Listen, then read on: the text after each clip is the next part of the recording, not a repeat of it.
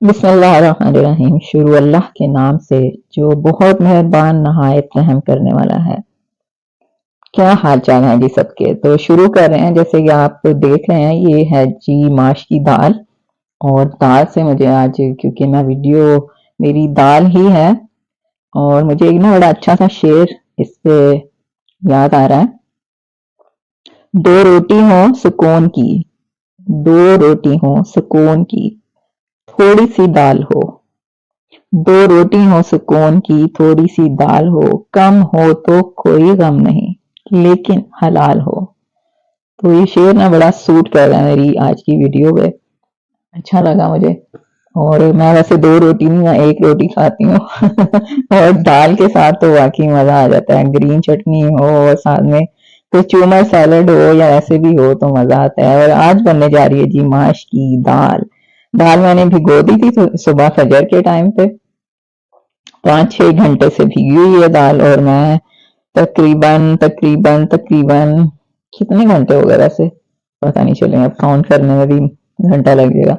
तो माश की दाल मैंने भिगो दी थी अच्छे से। इसको मैंने 4-5 पानी निकाल लिया, धो लिया मतलब अच्छे से, और रख दिया चूल्हे पे। इसमें मैंने अभी कुछ नहीं डाला, बिल्कुल भी कुछ नहीं। लकड़ी का चम्मच इसलिए रखते हैं कि झाग जो बनती है, उबाल जो आता है वो बाहर ना आए। तो ये देखें, ये झाग मैं निकाल लूंगी, क्योंकि हमेशा हम लोग बताते हैं कि कोई भी दाल हो, आलू हो, चने हो, कीमा हो, गोश्त हो, जब इसको ऐसे रखते हैं ना इस शेप में, बॉयल होने की शेप में, तो लाजम झाग ऊपर आती है।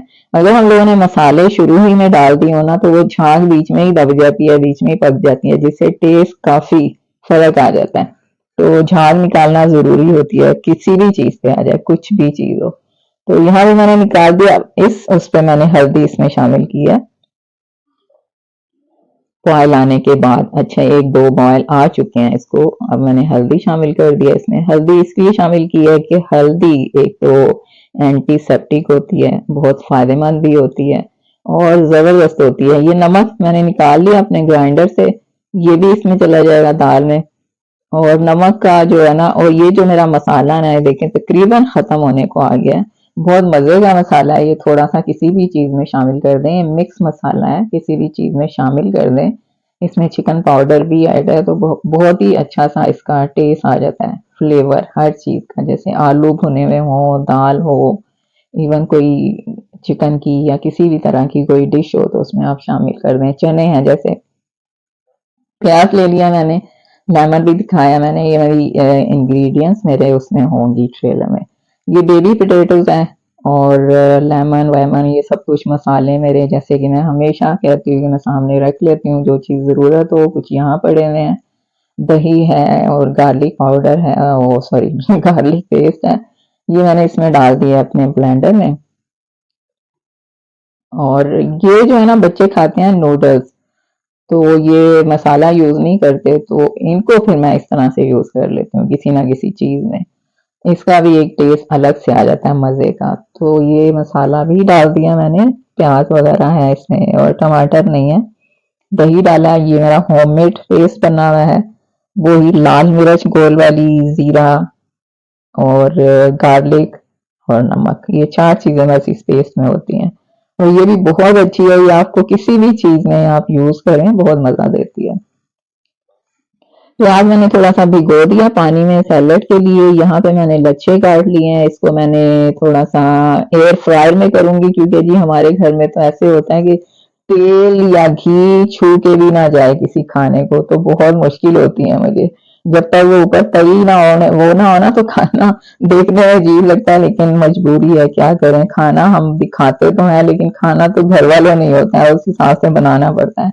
कीमा मैंने दिखाया आपको, ये तकरीबन आधा किलो से ज्यादा, तकरीबन 700 ग्राम कीमा है।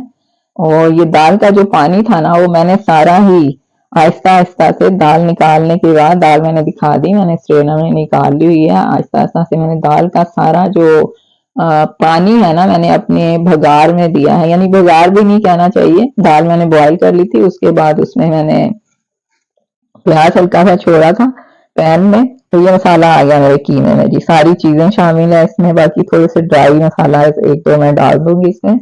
पैन में मैंने गार्लिक को थोड़ा सा सोते करके उसके बाद जीरा डाल दिया था, और गोल लाल मिर्च डाली थी, वो मैंने निकाल ली थी क्योंकि वो फिर तेज हो जाएगा। ये मेरा जा रहा है एयर फ्राई में प्याज, लेकिन मैं इसको रिकमेंड नहीं करूंगी क्योंकि नहीं, सही नहीं बना था। जो फ्राई में मजा आता है ना, लेकिन खैर मेरे बेटे ने बड़ा खुश होकर खा लिया था कि ऑयल ऑयल फ्री है तो चले, वो खुश हो गया तो सही है। और यहाँ पे जो है वो जा रहा है हमारा बघार, जो मैं आपको बता रही थी अपनी दाल के लिए। हल्का सा गया था ऑयल, तकरीबन 1 चम्मच के बराबर, और बटर बाकी मैंने डाला है 2 चम्मच। ये लेमन शेमन, इसका जूस भी मैंने निकाल लिया आधे का। और इस तरह ना खाना बनाने में जब आपके सामने सारी चीजें होती है ना, तो कोई कोई भी मुश्किल भी नहीं होता कि खाना बनाना है और कैसे कैसे बनाना है। वो तो अब काफी एक्सपर्ट तकरीबन अल्हम्दुलिल्लाह हम लोग इतना तो हो ही गए हैं कि घर के लिए अच्छा सा खाना बना सकें।